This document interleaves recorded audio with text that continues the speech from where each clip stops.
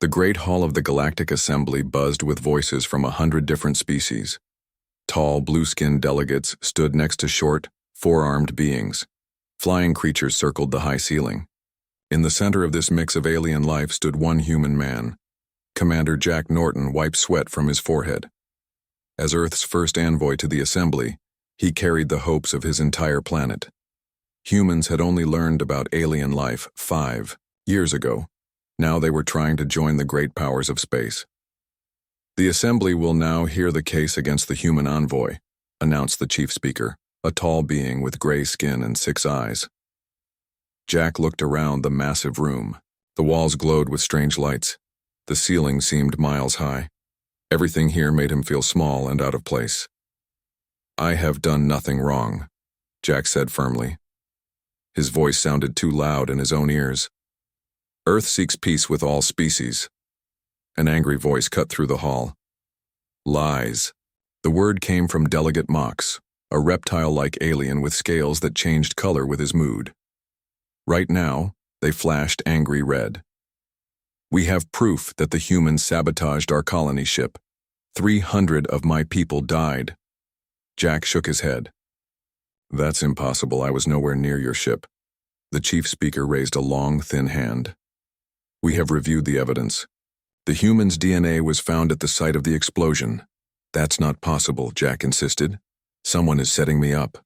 From the back of the hall, a small green alien with large eyes stood up. This was Theln, from a species known for their wisdom and fairness. "Chief Speaker, perhaps we should investigate more before making a decision. The humans are new to space. We should show patience." Mox's scales turned even redder. "My people are dead. Humans are violent and dangerous. Everyone knows this. They will bring war to the galaxy if we let them." Many delegates shouted their agreement. Jack looked around in panic. This was happening too fast. When he had left Earth 3 months ago, everyone had been so hopeful about joining the galactic community. "I request to contact Earth," Jack said. "My government should know what's happening." The way, Chief Speaker ignored him. "We will vote now on the guilt of the Human Envoy." Jack watched in horror as almost every hand in the room raised to vote against him. Only Thelon and a few others kept their hands down. "The Assembly has decided," the Chief Speaker announced. "The Human Envoy is guilty of sabotage and murder. The punishment is death." "This is wrong," Jack shouted. "Earth came in peace. We want to learn from you, trade with you." 2 large guards grabbed Jack's arms. He struggled, but they were much stronger than any human. "Wait," called Thelon, rushing forward. "This is too hasty. The law allows for further investigation." "The vote has been cast," the chief speaker said coldly.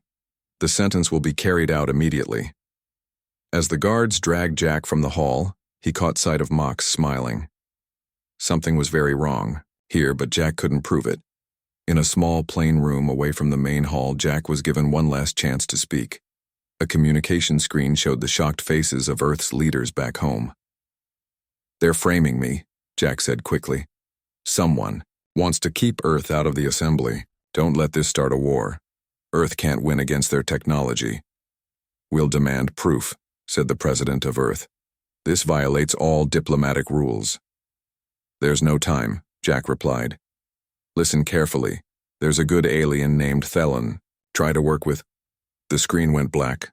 Jack felt a cold metal device press against the back of his neck. "Any final words, human?" asked one of the guards. Jack stood straight and proud.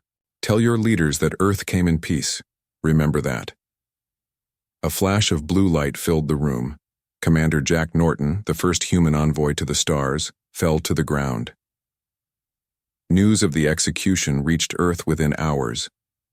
People filled the EIE streets in shock and anger. Most humans had believed that joining the galaxy would bring peace and new technology. Now their dreams turned to fear. The president addressed the world from a heavily guarded room. "Today we have witnessed a grave injustice. Commander Norton was executed without proper trial or evidence. We believe he was innocent." Screens worldwide showed crowds crying and shouting for justice. Some called for war, though everyone knew Earth's weapons were no match for alien technology. We demand that the Galactic Assembly provide real evidence, the President continued.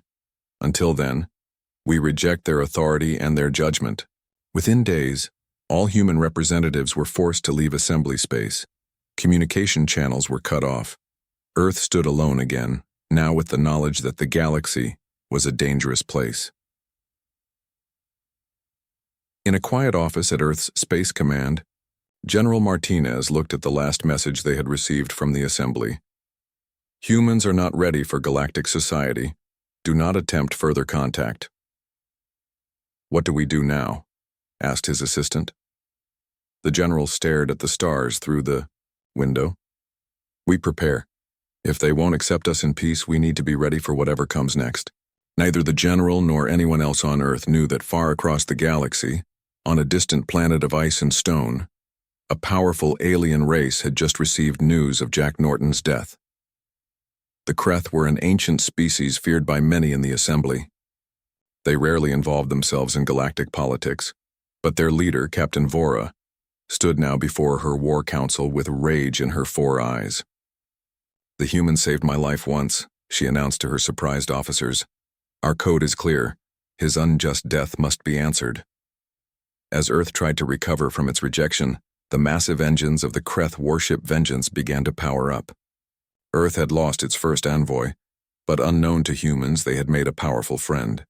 The galaxy would soon learn that executing one human was a terrible mistake. 6 months after Commander Jack Norton's execution, life on Earth had changed completely. Military spending tripled. Schools taught children what to do if aliens attacked. Trust in the stars had turned to fear. Dr. Alex Morgan stood on the roof of Space Defense Headquarters, watching the night sky through a powerful telescope.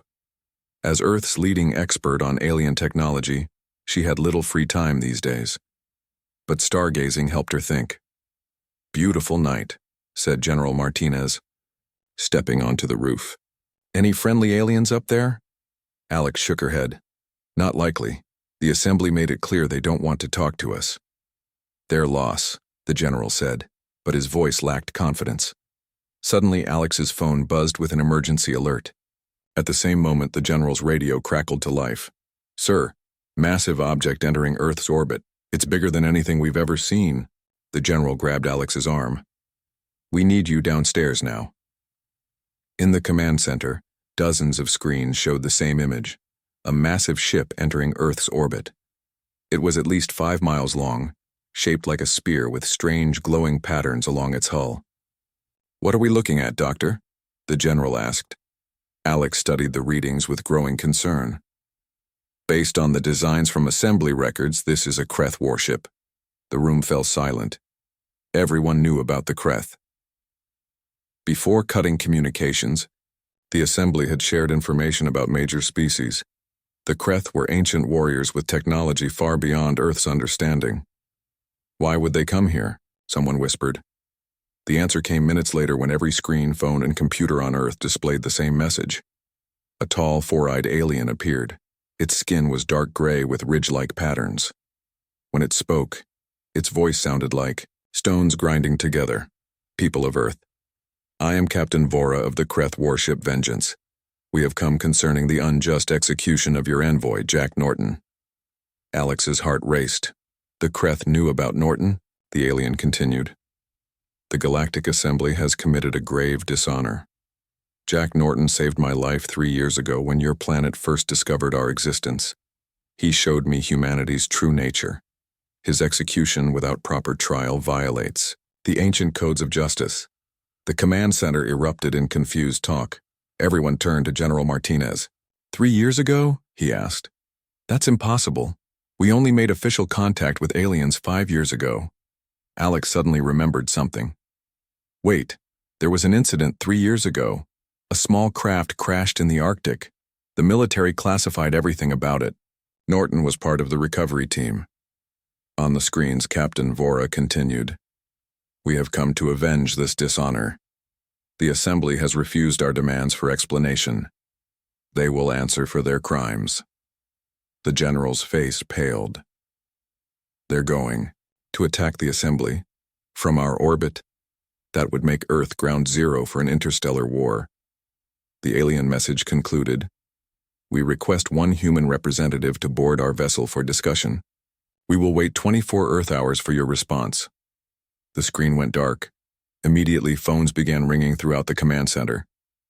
"The president wants an emergency meeting," an aide told the general, and he specifically requested Dr. Morgan attend. 3 hours later, Alex found herself in a meeting with Earth's top leaders. The discussion had gone in circles. "We can't trust them," argued the defense secretary. "This could be a trick to capture more humans. But if they wanted to harm us, why ask for a meeting?" The president countered. "They could destroy our cities from orbit." All eyes turned to Alex. "Dr. Morgan, you're our expert. What do you think the Kreth really want?" Alex took a deep breath. "From what we know, the Kreth follow strict honor codes. If Norton really did save this Captain Vora, they would feel obligated to avenge his death. But there's something else bothering me. Why would the Assembly frame Norton in the first place? What were they afraid of?" The room fell silent as everyone considered her words. Finally, the president spoke. "We need answers. Dr. Morgan, you understand alien technology better than anyone. Would you be willing to board their ship?" Alex felt her heart jump to her throat. She had spent years studying aliens from a safe distance. The idea of actually meeting them terrified her. But she also felt a strange excitement. "Yes, sir. I'll go." The next day, a small shuttle carried Alex toward the massive alien warship. Through the window, she could see Earth looking small and vulnerable below. The Kreth ship grew larger as they approached, its surface covered with strange symbols and patterns that seemed to glow from within. "Shuttle pilot to base," the pilot said into his radio. "We're approaching the alien vessel. They've opened what appears to be a docking bay." "Understood," came the reply from Earth. "Dr. Morgan, you have full authority to represent Earth. Find out what they really want and why they care about Norton. And be careful." The shuttle landed smoothly in a vast chamber inside the alien ship. Alex put on her breathing mask. Nobody knew if humans could breathe Kreth air, and stepped toward the airlock. "Good luck, Doctor," the pilot said. The outer door opened, revealing 3 tall Kreth warriors waiting. Their 4 eyes studied her carefully.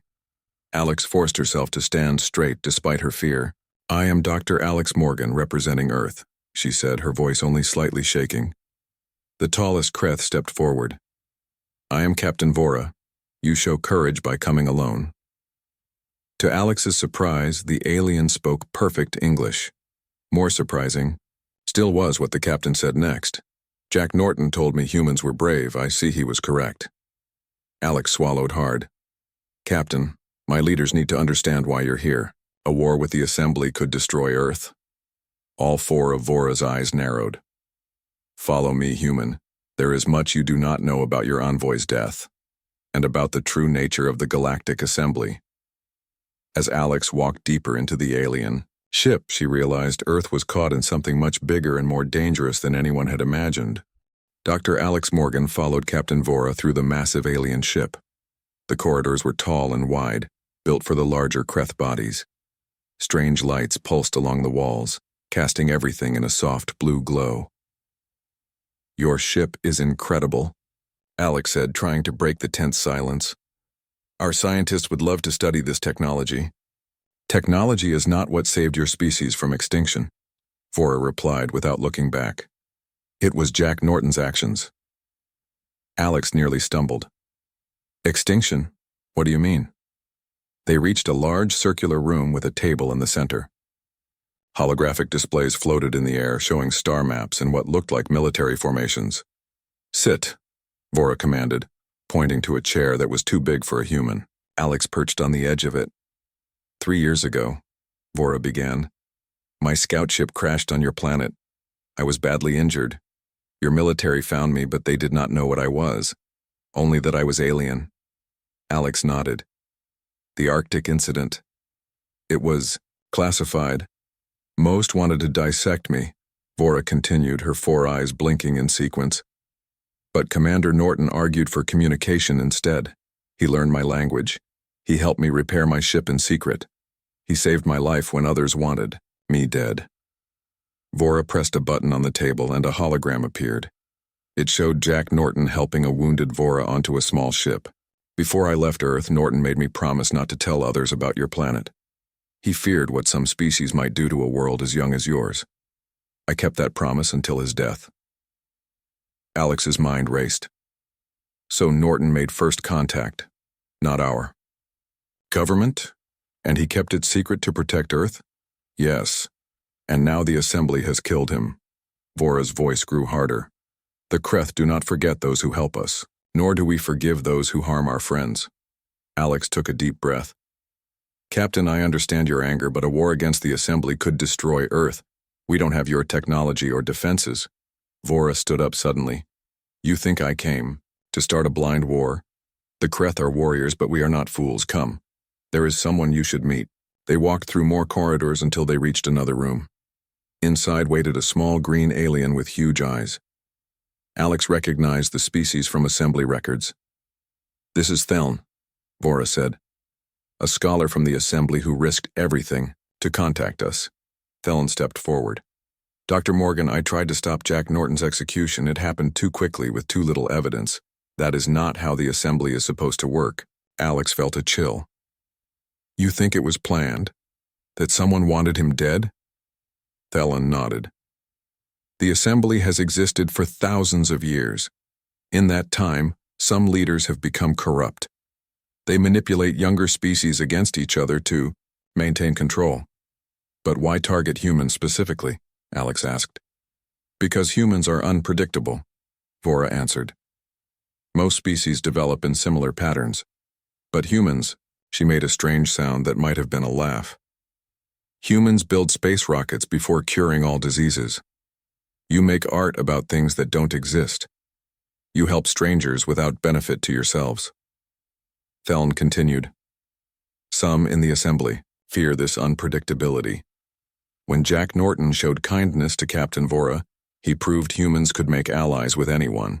This threatened those who rule through division. Alex sat down again, her legs suddenly weak. So Norton was killed because he made friends with the wrong alien? Partly, Vora said. But there is more. She touched another control, and new holograms appeared. These are secret Assembly transmissions. They mention a human containment protocol started years ago. Alex studied the strange symbols, thankful for her translator device. They've been watching us for decades before official contact? Yes, Theln said sadly. And they have been experimenting, testing how humans react to different situations. Like lab rats, Alex whispered. Now you understand why I came, Vora said. Not just for blind revenge, for justice, the Assembly must be exposed. But I need human help to do it. My help? What can I possibly do against the entire Assembly? Vora's 4 eyes fixed on Alex. The Assembly fears human creativity. Use it. Help us find proof of who framed Norton and why. Theln stepped closer. Dr. Morgan, I have worked for years gathering evidence of corruption. But as an Assembly member, I cannot access certain systems. You, however, would be unexpected. A human using Kreth technology might succeed where we have failed. Alex looked between the two aliens. One a fierce warrior, the other a gentle scholar. Both now looked to her for help.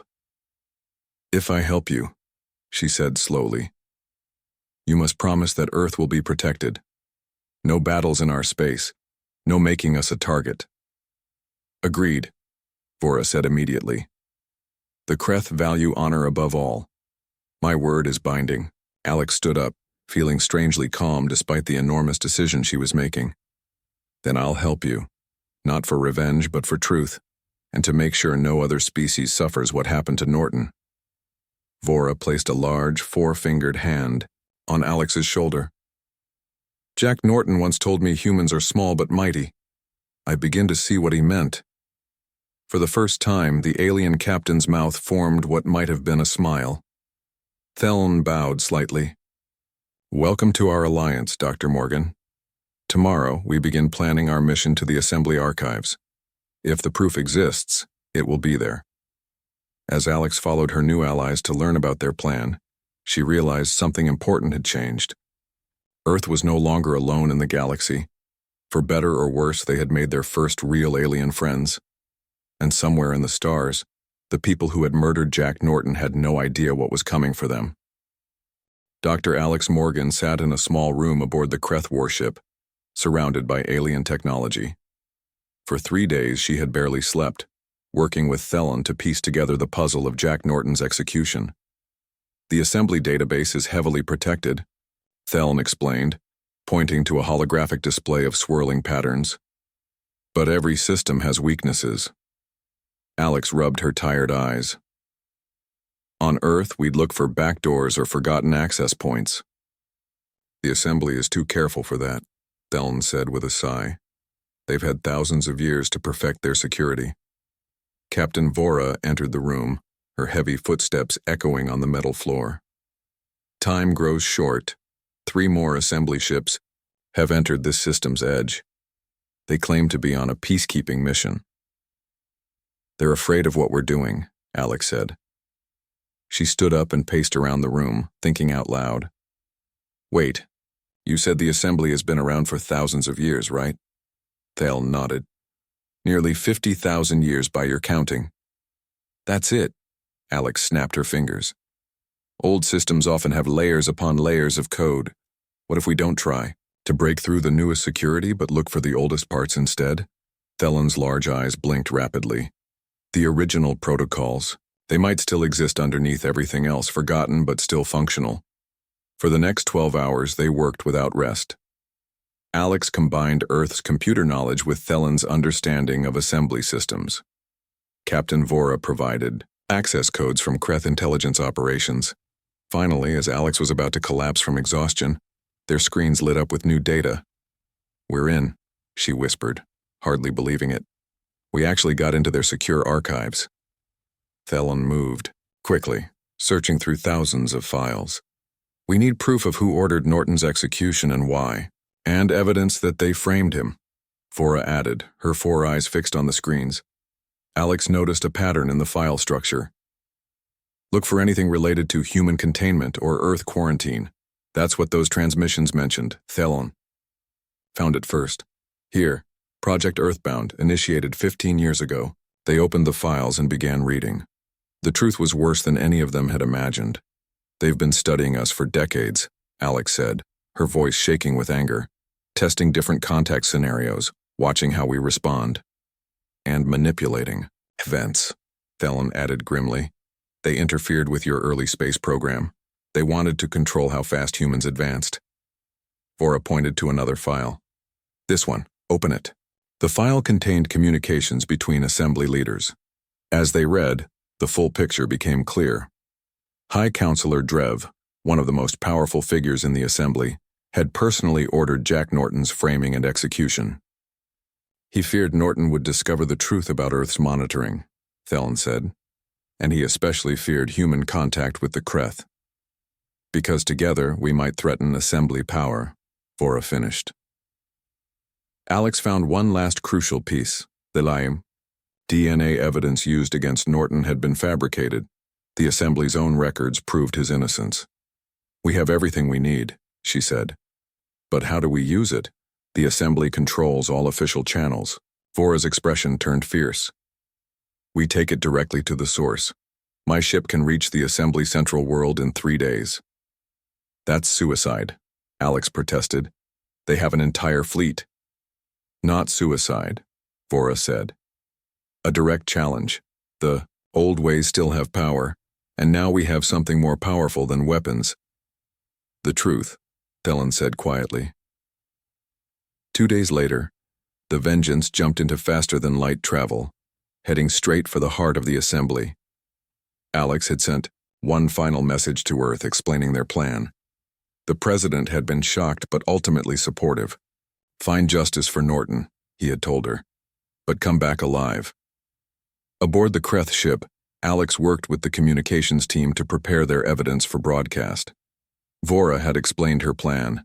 They would force their way into assembly space, but instead of attacking, they would transmit the proof of corruption to every species in the galaxy.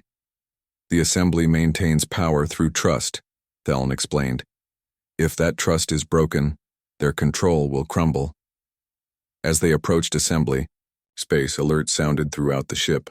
Defense fleet incoming, a Kreth officer reported. 20 ships, heavy weapons active.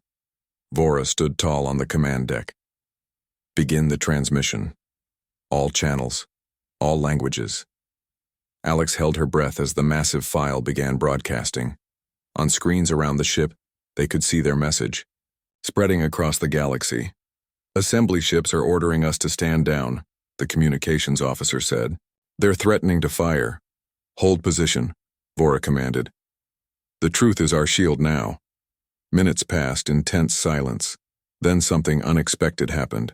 3 assembly ships suddenly stopped advancing, then 5 more. Their weapons powered. Down. They're receiving our transmission, Thelen said excitedly.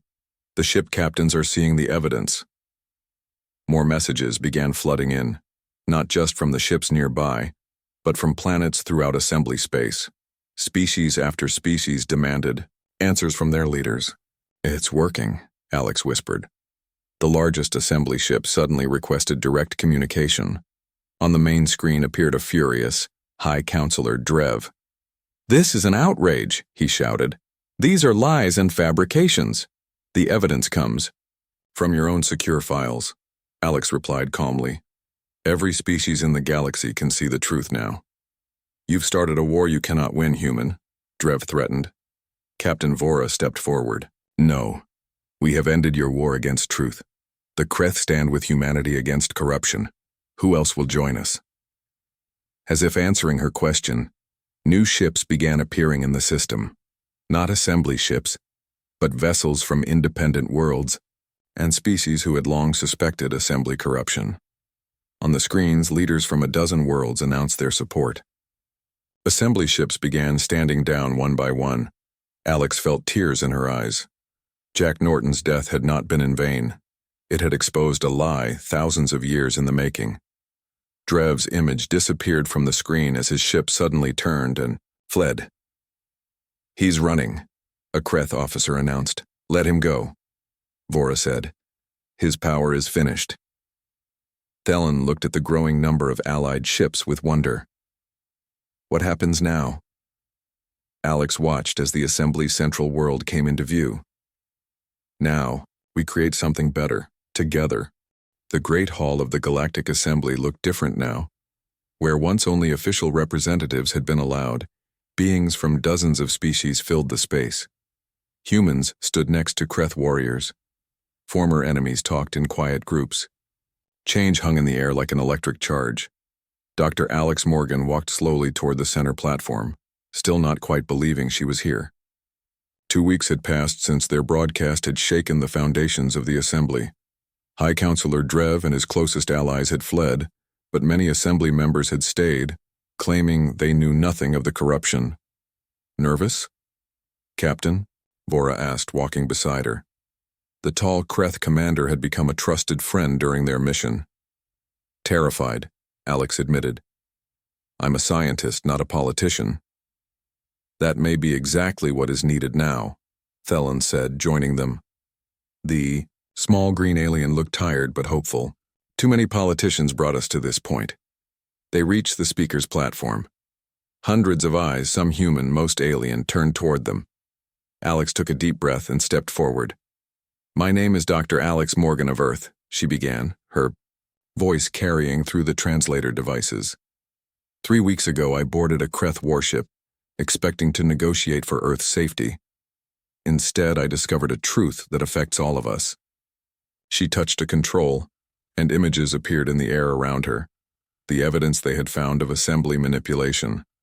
For thousands of years, a small group within the assembly has been controlling the development of younger species, including Earth. They kept us divided.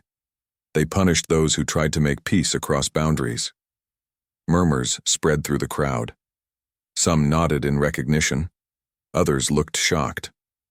Commander Jack Norton was executed because he dared to make friends with a Kreth captain, because he showed that humans could work alongside any species.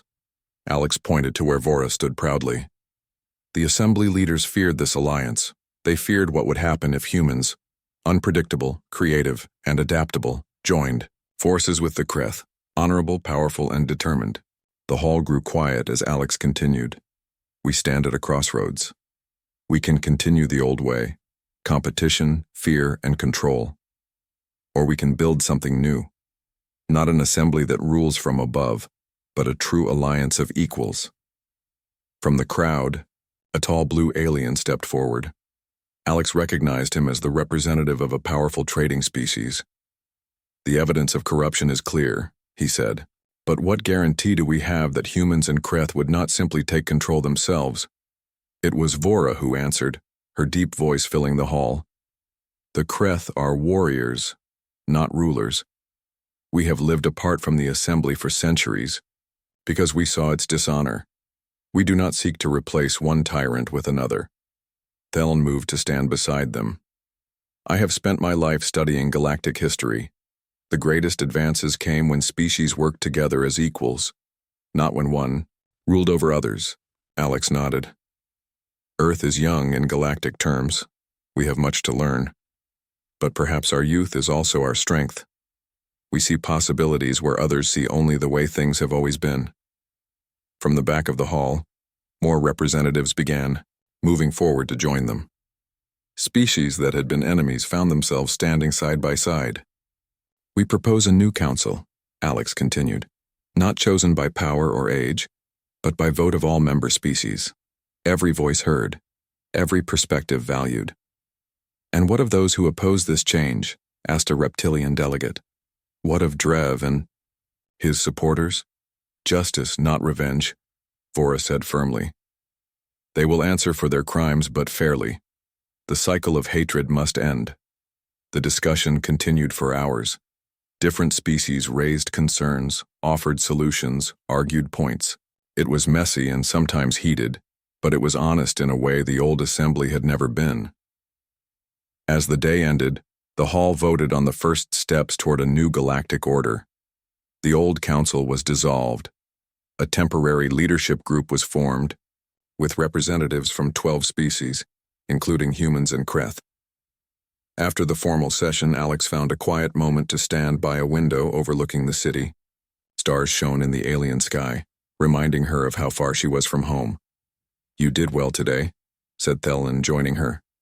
Jack Norton would be proud. Alex smiled sadly. I wish he could have seen this. In a way, he made it possible, Vora said, approaching from behind. His actions set everything in motion. The three stood in comfortable silence for a moment, looking at the stars. There is one more thing we must do, Vora said finally. Justice is not complete until Norton's name is cleared. The next day, in a simpler ceremony, the temporary council officially declared Jack Norton innocent of all charges. His execution was named a crime of the former leadership. A memorial was commissioned to be placed in the new council chamber. The artist, working with both human and Kreth designs, created a sculpture showing two hands, one human, one alien, clasped together beneath a field of stars. When it was unveiled, Alex felt tears in her eyes. It's perfect, she whispered. 1 month later, as Alex prepared to return to Earth, she received a surprising message. The new council had voted. They wanted her to stay as Earth's new envoy. Me? She asked Thelen in disbelief. I'm not a diplomat. Perhaps that's exactly why you're needed, the wise alien replied. You see beyond old boundaries. On her last night before giving her answer, Alex visited the memorial alone. The plaque beneath it read, In memory of Commander Jack Norton of Earth, whose friendship across the stars began a new age. Standing there, Alex made her decision. The path ahead would not be easy. Building trust between species that had been manipulated for centuries would take time. The old corruption might try to return in new forms, but for the first time, the galaxy had a chance at true cooperation. Humans had found their place among the stars, not as conquerors or subjects, but as partners. As Alex turned to leave, she looked up at the memorial one last time. We'll make it work, Jack, she promised quietly. One friendship at a time. Outside the window, the stars seemed to shine a little brighter than before.